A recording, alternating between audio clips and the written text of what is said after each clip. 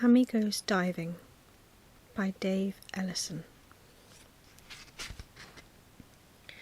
For Matty Mouse, today was the most important day of the year. Today was launching day for his brand new boat. To celebrate the great event, he had invited all his friends to come to watch.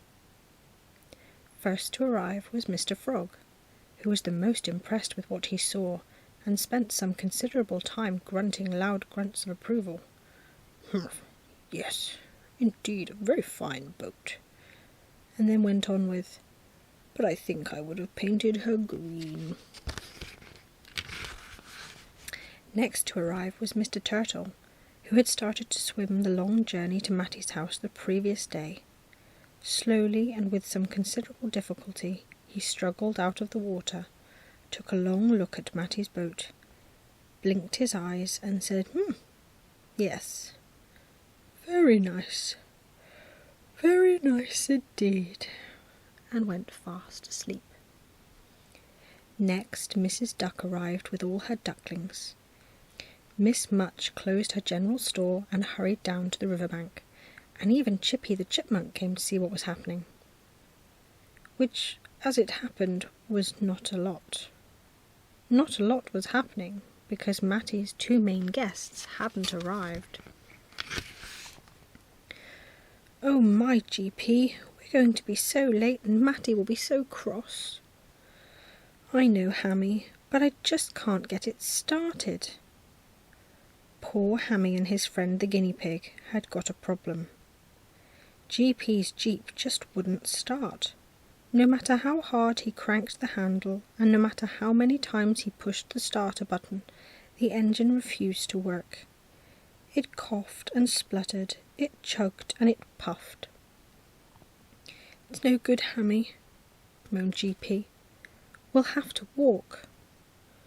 So with a long last look at the Jeep, they both set off along the road to Matty's house. Now the Jeep had been parked on the brow of a gentle slope and was facing downhill, and as it didn't want to be left alone, it made a slight move forward. Then it moved again a little faster. Then again, and again. Then with a bang, it lurched forward and the engine started. The driverless Jeep was on its way down. It rushed along, down the narrow path, round the corners, past the rocks and boulders, and past GP and the hamster. "Stop! Come back!" they shouted, but it was no good. The little Jeep seemed to have a mind of its own. Back by the river, Matty was by now a little worried as to the whereabouts of his two friends, and eagerly pricked up his ears at a strange approaching sound that came from along the road. He was very surprised to see a small cloud of dust advancing towards him and his guests at an incredible speed. From out of the dust came a loud toot-toot and an occasional bang, and a sound that sounded like the grinding of gears. Then, in an instant, the peace and quiet of the riverbank scene was shattered with a rush of wind and a crunch of metal as the Jeep arrived. With a splintering crash, it went right through Matty's boathouse, through his neatly stacked pots of paint, and came to a halt against a large coil of best quality rope. All the guests were scattered, and a thick cloud of smoke descended over the whole disastrous scene. A scene that looked no better when, after a few moments, a puffing Mr. Guinea Pig and a panting Hammy Hamster arrived. Matty couldn't quite make up his mind whether he should be cross with Hammy and GP for causing such a commotion, annoyed that they were late, or pleased that they had arrived. Clambering onto an overturned box, he gave a polite cough and started to speak. He spoke about boats in the river, he spoke about sailing boats and about motor boats, slow boats and fast boats, and then went on to speak just a little bit more about boats in general, and then just as his audience was beginning to go to sleep, he announced that the great moment had arrived. With as much dignity as he could find, Hammy walked forward clutching a large acorn cup filled to the brim with the best bluebell wine. Slowly he raised it high above his head and gingerly poured the liquid content over the bow of the gleaming, freshly painted boat. Matty gave the signal, and to the applause of the wide-awake watchers and the snores of Mr. Turtle, the guinea pig started to turn the handle of the winch. With a bit of a squeak, the boat slowly started to slide down the slipway, and it was then that Hammy noticed that something was wrong. The jeep was still holding fast to one end of the coil of rope, and the other end was twisting tightly around the stern of the boat, and tighter still around the outboard motor. "Stop!" shouted the hamster. "Stop!" But with all the noise, his warning shouts were quite unheard. Matty's boat continued to make its way down the slip.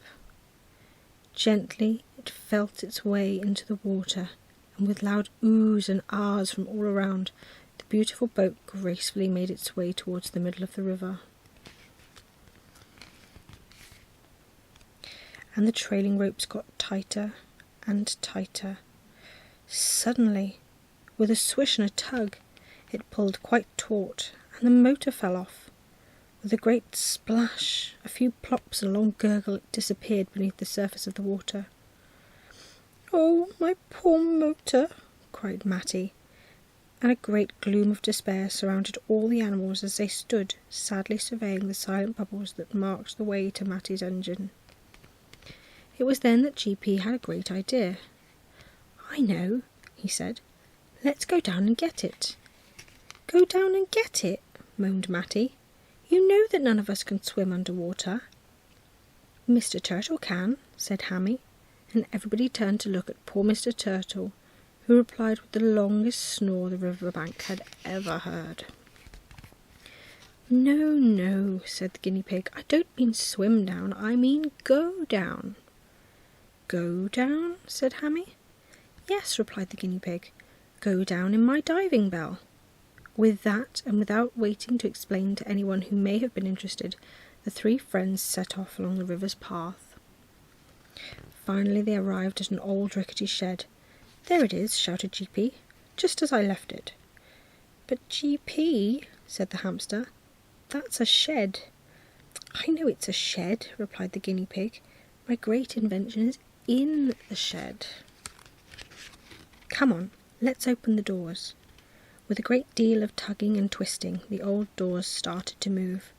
Slowly the dark inside gave up its great secret, as shafts of sunlight spilled through the overhanging branches and made their way through to the open doors.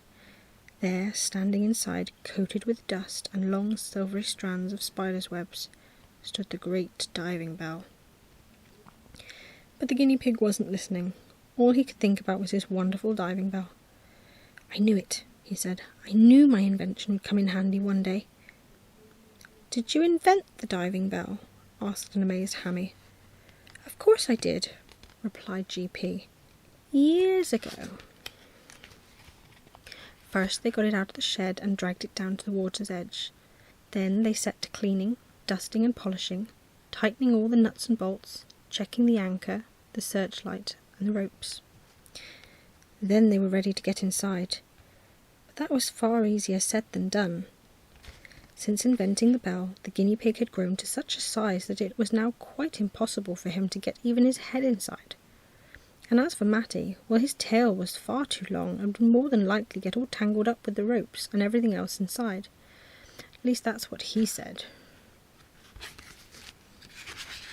So it was left to Hammy to take the bell on its first dive to the bed of the river. Gingerly climbing through the hatch, he stared in amazement at all the controls and instruments. The hatch clanged a hollow clank as it shut tight behind him, and he was all alone. With eyes wide with wonder, he peered through the porthole and watched as Matty and GP prepared to lower the great machine to the cold depths of the river. The guinea pig had thrown a rope across an overhanging branch, tied one end to the top of the bell's handle, and with a mighty tug he and Matty pulled at the other end. Slowly the bell lifted from the ground and swung out over the water's edge. Then gently and with great care Mr. Guinea Pig and Matty lowered it beneath the surface. Inside, Hammy gripped the wheel and watched as the riverbank disappeared from view. Down, down he went, into the silent underwater world. Hammy put his head close to the porthole and looked as far as he could see for poor Matty's outboard motor, and just as he was beginning to think that he would never find it, a pair of eyes looked back at him from the other side of the glass. It was a fish. "Hello, what have you come down for?" he bubbled. Hammy was just too surprised to think how strange it was for a fish to be talking with him. So without any hesitation, he replied, "Well, I'm looking for my friend's motor." To which the fish replied that it had so happened that a strange object had floated down only this morning, and it might just be the missing motor. "Come on, follow me. I'll show you where it is." Hammy pulled at the controls, and the magnificent bell made its way after the fish. Then, just as they came to a tall clump of weeds, the fish stopped. Looking in at Hammy, he pointed with his fin to a dark shape lying in the riverbed. Hammy took the bell in as close as he could go, peered through the port, and there, half buried in the mud, was Matty's outboard motor. With great skill, the hamster took the bell directly over the spot, lowered a hook, and caught his prize. With a quick thank you to the fish, Hammy steered for the surface, and in no time at all, Matty's poor engine was safely ashore. "Oh, my motor, my beautiful motor," he said, and they all set to cleaning away the mud and making it shine like new. Then, just to show how pleased he was, Matty invited his two friends to a picnic on his boat, which of course they both eagerly accepted. So it was that as the afternoon sun rose high in the sky, the three friends set out with a freshly clean motor in a brand new boat for another happy day along the river. The end.